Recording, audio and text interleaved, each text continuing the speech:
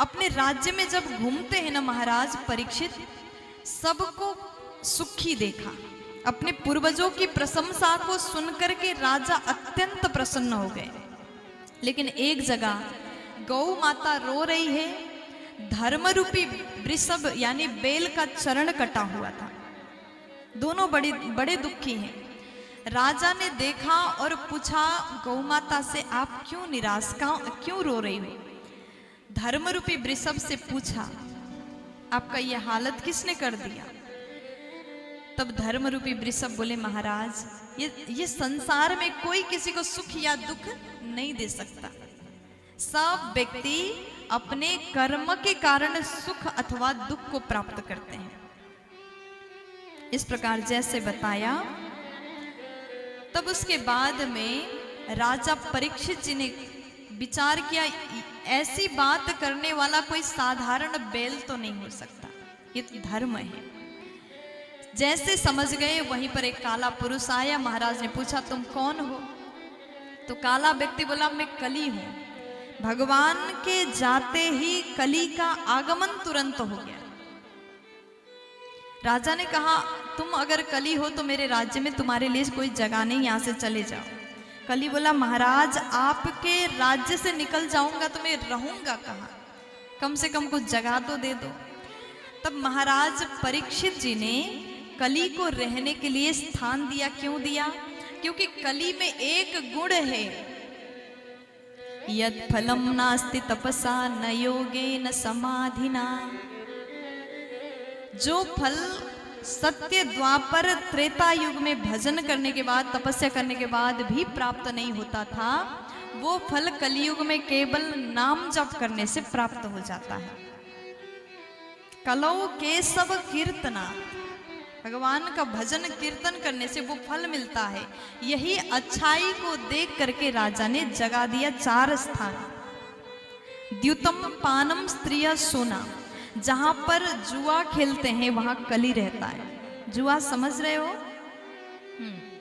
जहां पर जुआ खेलते वहां कली रहता है, जहां पर मदिरा पान करते वहां कली रहता है, जहां पर परस्त्री गमन होता है वहां कली रहता है, और जहां पर हत्या हिंसा किया जाता वहां कली रहता है। 4 स्थान में कली का वास है। और कली युग में भी कली से बचना है तो ये 4 काम से दूरियां बना लो। प्यार से बोलो। कली बोला, एक तो अच्छा जगह दे दो महाराज। तब महाराज ने कहा, एक काम करो, तुम सोना में रह लो।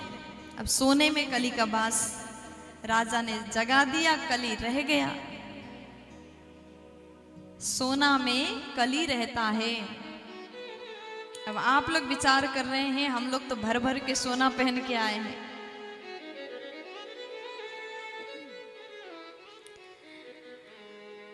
कौन से सोना में कली रहता है? अगर कोई व्यक्ति चोरी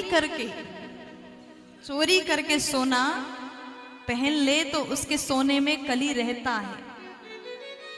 लेकिन अगर कोई व्यक्ति अपने मेहनत की कमाई से सोना खरीद ले तो उसमें तो भगवान कृष्ण रहते हैं। धातु नाम अस्मि कांचनम, भगवान कहते धातुओं में मैं सुवर्ण में रहता हूं।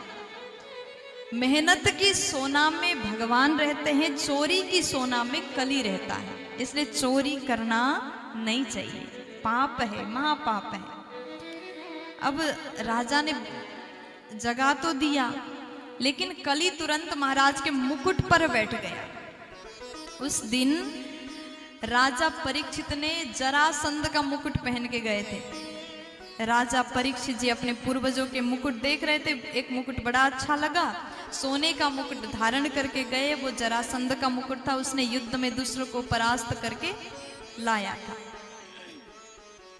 अब जैसे कली बैठ गया मुकुट में, राजा परीक्षित जी का बुद्धि भी उल्टा चलने लगा।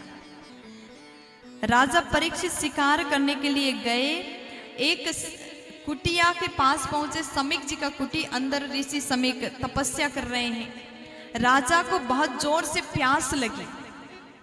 राजा ने जल मंगाया, कोई मुझे जल्दी पानी पिला दो।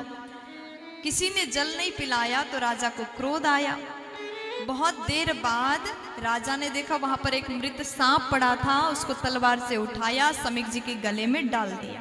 और अपने राज्य में चले गए, महल में चले गए। और जाकर के जैसे मुकुट को उतार करके रखा, राजा को पता चला कि आज हमसे बहुत बड़ा पाप हो गया, अब क्या करना चाहिए। राजा परीक्षित दुखी होकर के विचार करें, अब मैं क्या करूं, कैसे प्रायश्चित करूं।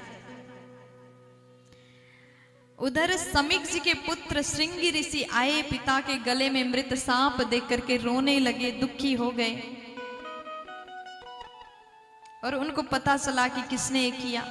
तुरंत श्राप दिया, मेरे पिता के गले में मृत सांप डालने वाला राजा 7 दिन में तक्षक द्वारा मौत हो जाए। श्राप दे दिया। देखो, ब्राह्मण का श्राप कभी टल नहीं सकता, उसको भोगना ही पड़ेगा। अब राजा उधर तड़प रहे हैं, मैं क्या करूं, कैसे प्रायश्चित करूं। ये बात जैसे समीक जी को पता चला, पुत्र श्रृंगी जी ने श्राप दिया।